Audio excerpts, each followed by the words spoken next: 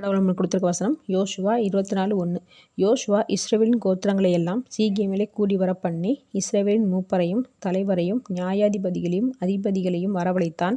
அவர்கள் தேவனுடைய சந்நிதியில் வந்து நின்றார்கள். இந்த வசனத்தை கொண்டு கடவுள் நம்மகிட்ட என்ன சொல்ல பார்ப்போம். இங்கே யோசுவா தேவன் செஞ்ச காரியங்களையும் இனிமேலும் செய்ய போகிற காரியங்களும் இஸ்ரவேல் மக்கள் எப்படி நடக்கணுன்றதையும் குறித்து இஸ்ரவேல் மக்கள் எல்லாருக்கிட்டையும் பேசணும்னு எல்லா மக்களையும் அழைத்த போது எல்லாரும் கூடி வந்து தேவனுடைய வார்த்தையை யோசுவா மூலியமாக கேட்குறாங்க. இந்த மக்கள் அனைவரும் கூடி வந்து நிற்கிறாங்கன்னா அதுக்கு காரணம் தேவன் மேலே பக்தி, பயம். இது ரெண்டுமே நம்ம எல்லாருக்கிட்டையும் இருக்கணும். இப்படி தேவனுடைய வார்த்தைகளை எடுத்து சொல்கிறத கேட்குறதுக்கு நம்ம விடாமல் தேவனுடைய ஆலயத்துக்கு போகிறோமா? யோசுவா மக்கள் அழைத்த போது அவங்களுக்கும் முக்கியமான வேலைகள் இருந்திருக்கும். ஆனாலும் அதை விட்டுட்டு தேவனுக்கு பயந்து வந்தாங்களே. இப்படி நம்மளோட முக்கியமான வேலைகளை விட்டுட்டு தேவனுக்கு பயந்து தேவனுடைய வார்த்தையை கேட்க நம்ம ஆராதனையில் கலந்துக்கிறோமா? அப்போ தேவனுக்கும் நமக்கும் உள்ள உறவை நம்ம எப்படி பார்க்குறோம், எவ்வளோ முக்கியத்துவம் கொடுக்குறோம்னு நம்ம சிந்திச்சு பார்க்கணும்.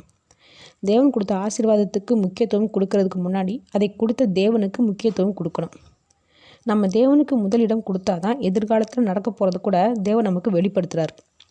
யாருக்கெல்லாம் எதிர்காலத்தில் நடக்க போகிறத தேவன் வெளிப்படுத்தியிருக்கிறாரோ அவங்க எல்லாருமே தேவனுடைய உறவில் உறுதியாக இருக்காங்கன்னு அர்த்தம். ஆமேன்.